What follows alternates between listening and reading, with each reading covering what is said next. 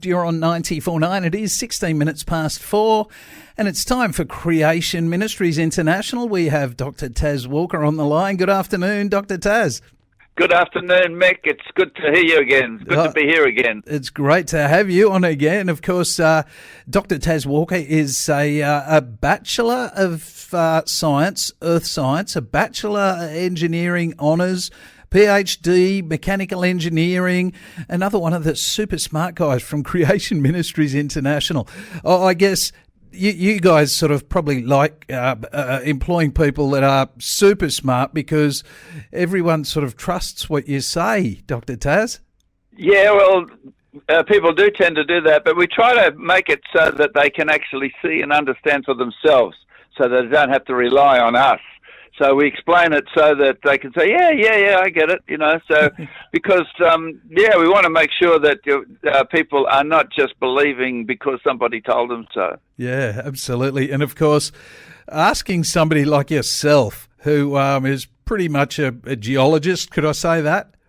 Yep, I'm a geologist. Yep. And it's good fun. I like rock hound. They call me the rock hound.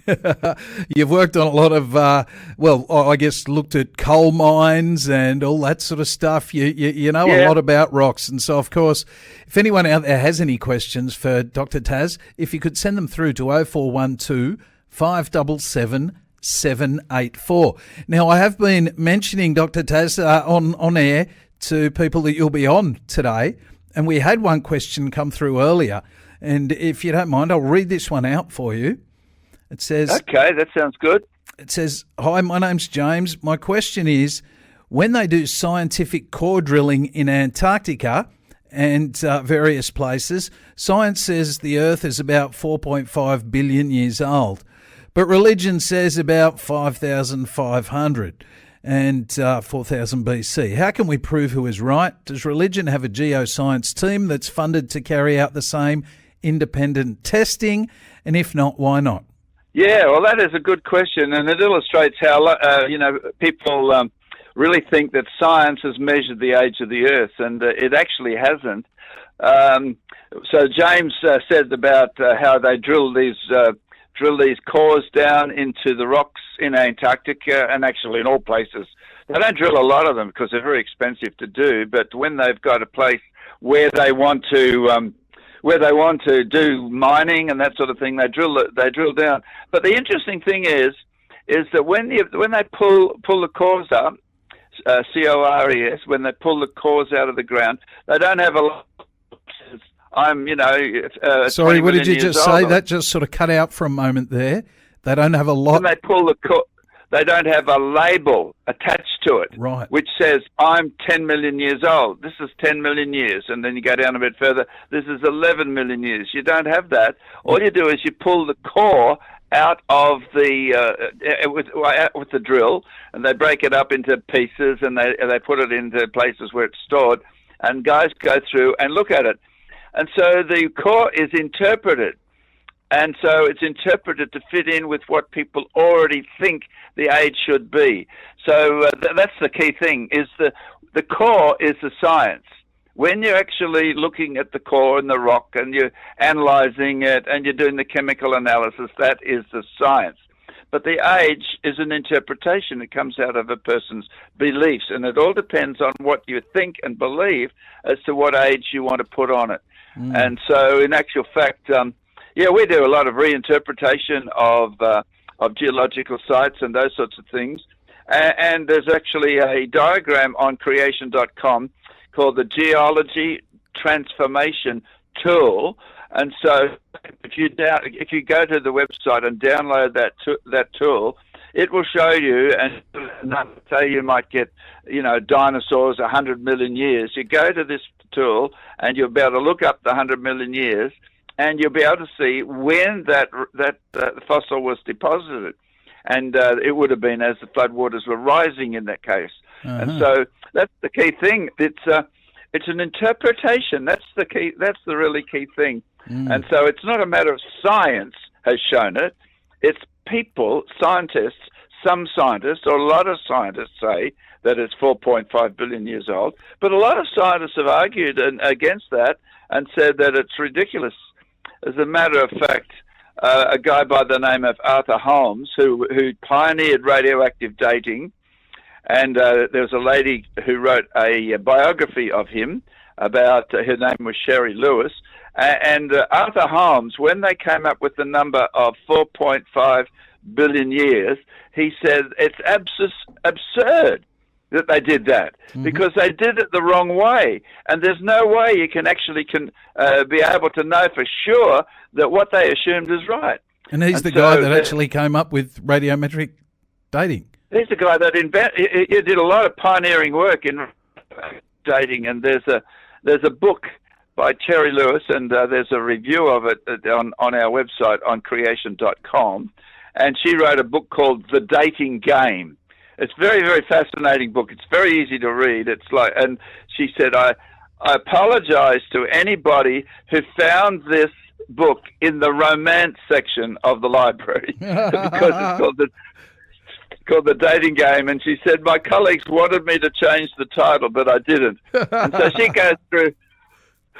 she goes through how the assumptions behind it and the dates that they wanted. And when they first started trying to work out the age of the Earth, one of the guys by the name of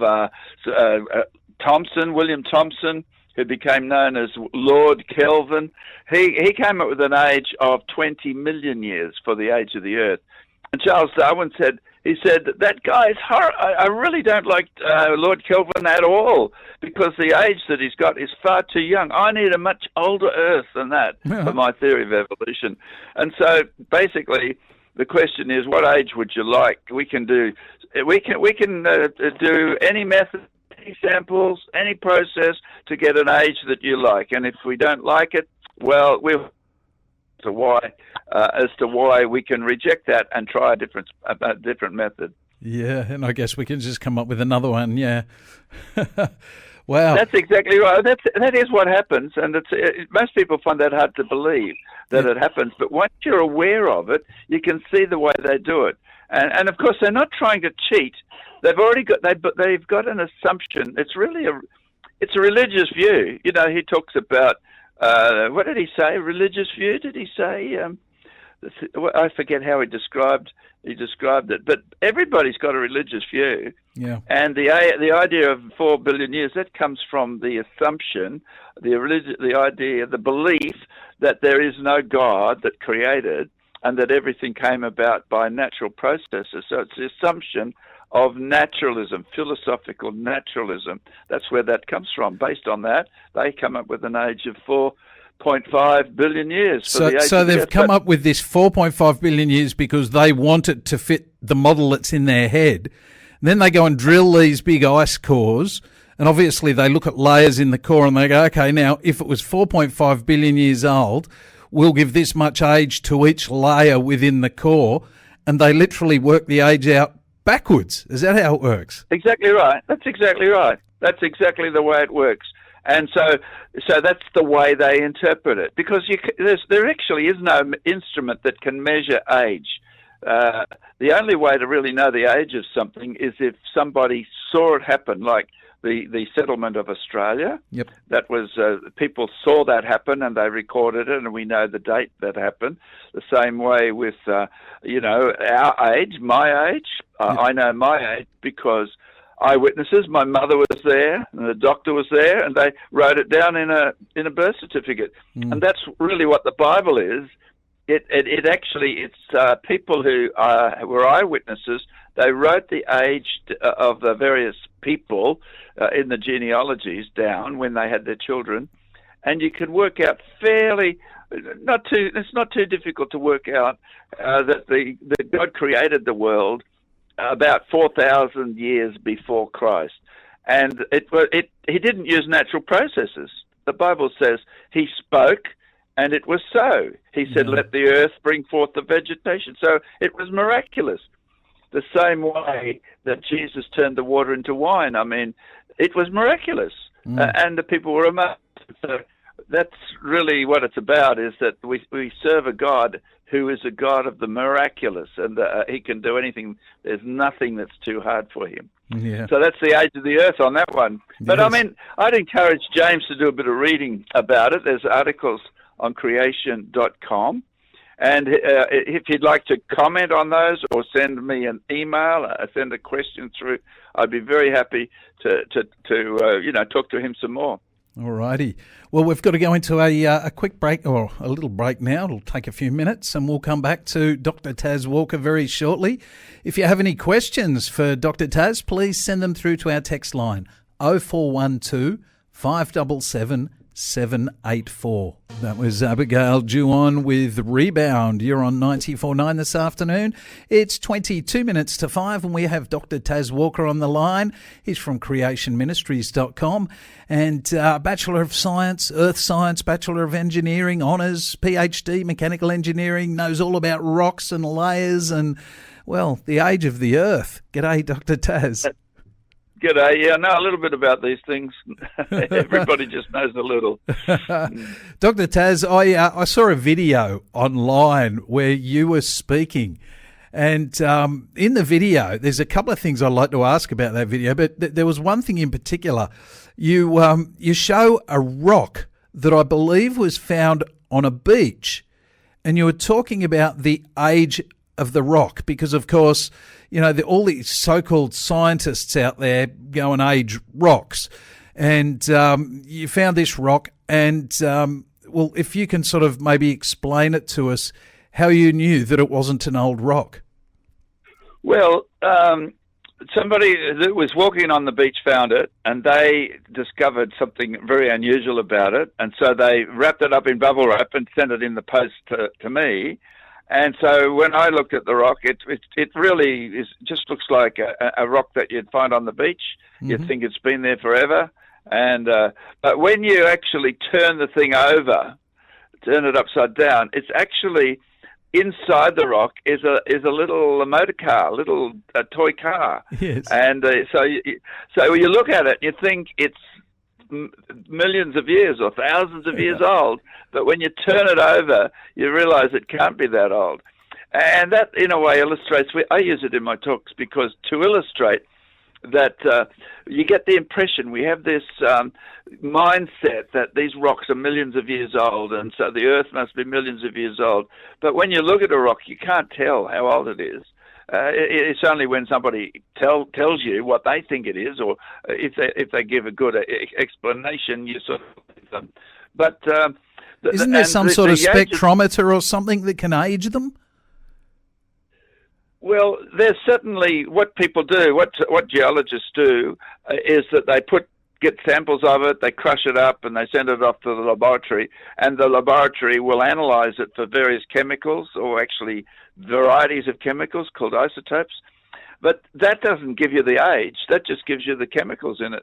And so the thing is, how do you work out the age? Well, it all depends on the assumptions you make. You have an idea in your head as to what happened in this rock in the past. And so based on your assumption about, it's a scenario, it's a model, they call it. Based on that model, you can do the measurements and make a calculation and come up with a number. Mm. But nobody that does that actually will just accept the number. They look at the number and they will say, does this look right? And so there's various explanations they will give. So there's a certain range of ages that they think it should be within these ages, based on their assumption about how old the Earth is. So based on that, they've got a certain range. We're expecting it to be, say, between 50 million and 100 million. So yep. That's a big range. To be 80 million, they'll publish that. So this rock is 80 million years old. But the thing is, if it comes out to be less than 50 million, say it comes out to be 10 million, they'll say, there must have been something happened to this which has altered the age, and so we can't rely on that. Or if it comes out to be older than 100 million, say it comes out to be 200, they'll say, this must have inherited some chemicals from the place where it came, and so we can't believe that age, and so we can't accept that. And so basically, the ages are very much selected. They don't do it in a malicious way. but they are selected according to the way they think what they should be. And so I've read articles where geologists will argue with another geologist and say, I don't accept the age that you published. That's wrong. And he'd give reasons why he doesn't accept it. Mm-hmm. And I like to say, well, I don't accept it either. Mm-hmm. And so I'm basing the ages that I've got on eyewitness accounts published in the most popular book in the history of the world, which is the Bible. Yep. And so we use that as our way of dating things. And it's a very fascinating. You can do it, and I love doing it, taking people out, looking at the rocks. And it was just a couple of weeks ago, we were down the Gold Coast looking at a beautiful outcrops of rocks. And, people can understand it. They can see the evidence and see how to reinterpret things.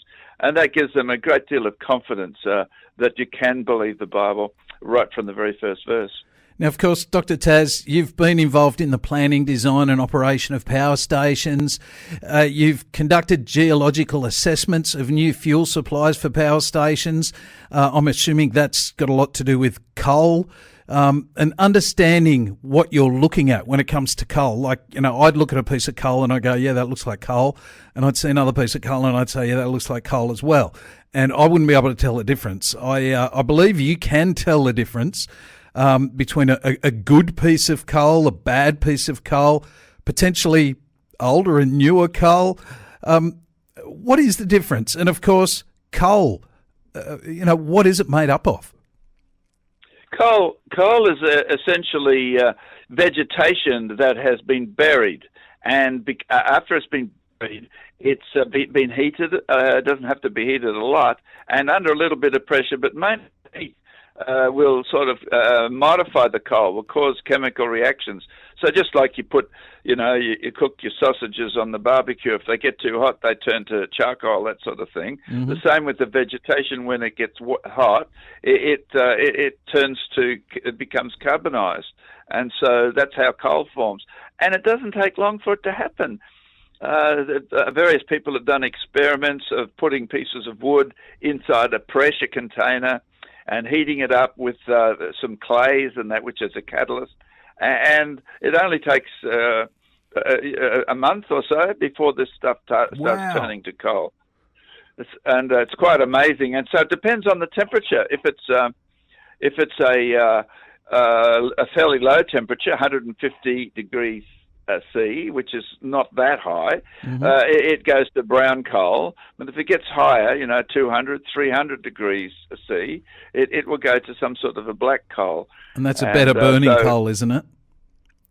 That's right. It's a better burning coal. It drives up a lot of the volatiles off it, and those volatiles migrate through the rocks, and they accumulate, and they can form gas and oil deposits.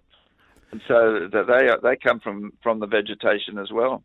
So can you look at a piece of coal and say, okay, this one looks like it's older than that one?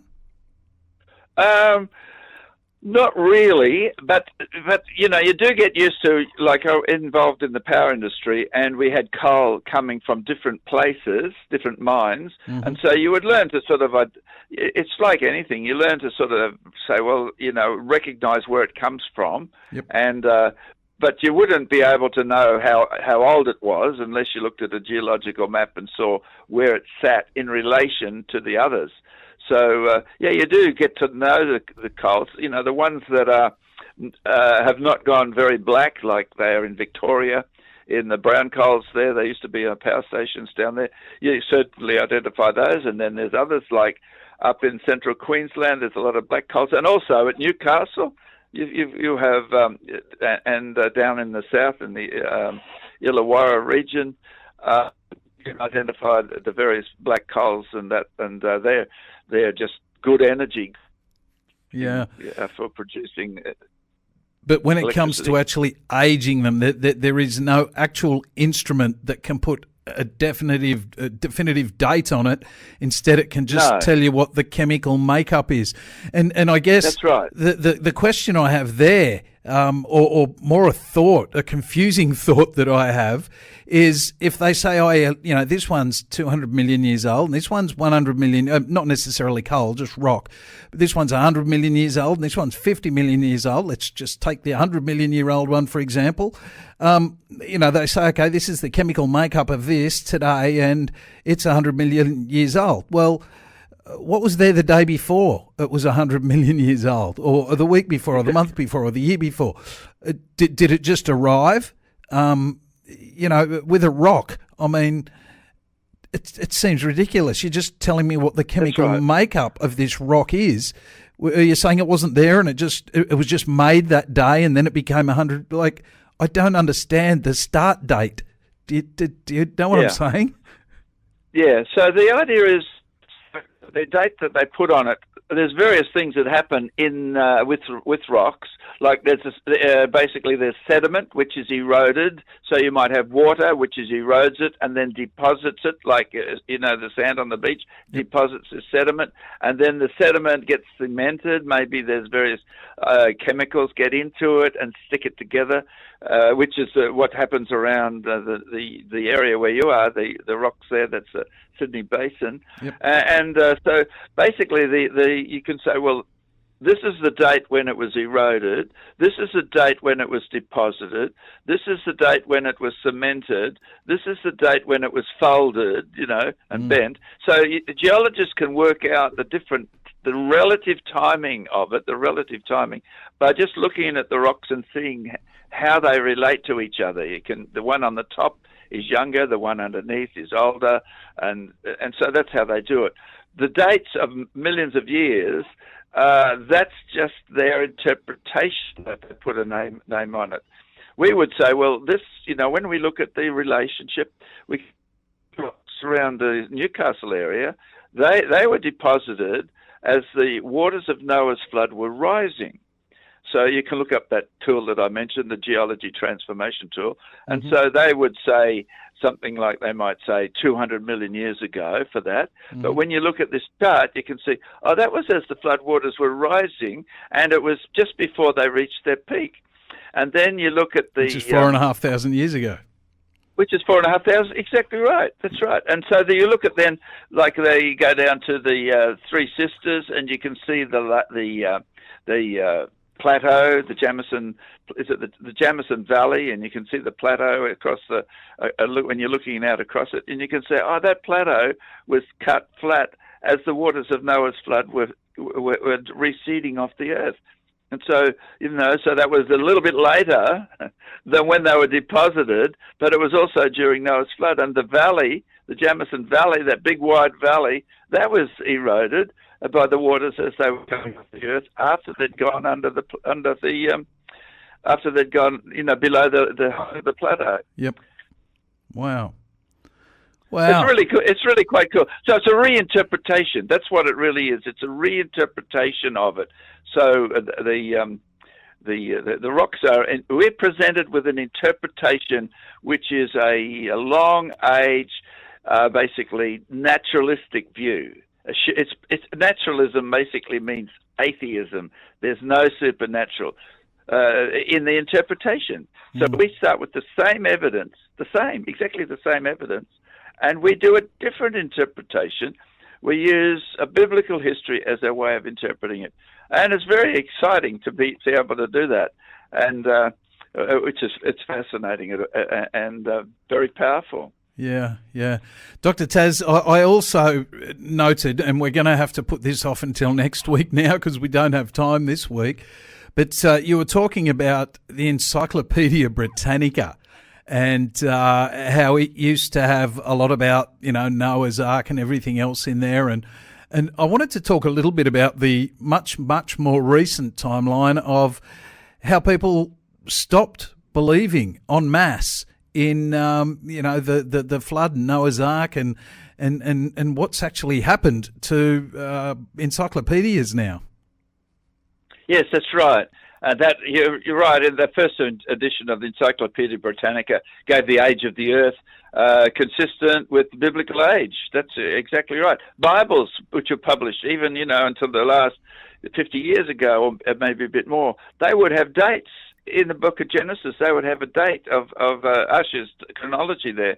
And so, but they've left that out because of this idea of evolution over millions of years, this naturalistic interpretation. They sort of have abandoned that, and even people who publish Bibles are embarrassed to put 4000 BC in for the book of Genesis. And so it just goes to show it's a very good question. Why have they abandoned it? Yeah, and it seems to be such a recent thing as well, particularly after what you've been saying today. There is no instrument that they can measure the age of rocks and all these things that they tell us are millions and billions of years old. It's literally they have something in their mind, and they have then worked out a system to try and interpret it by using some sort of instrument, looking at, we're talking about ice cores. It's just the layers of ice. It seems crazy that, these new dates have even come into play. But look, there'll be more on that next week, I guess. Thank you so much for your time this week, Dr. Taz. It's been absolutely brilliant. And we certainly look forward to next week again. Good on you, Mick. It's really good to talk to you again, catch up with you again, and I appreciate, the conversation. And that guy James who sent in that question, tell him to, if he can have a look at the website and send in his question, I'll be happy to talk to him. Awesome. Well, thank you, Dr. Taz. You are on 94.9. It is 6 minutes to 5.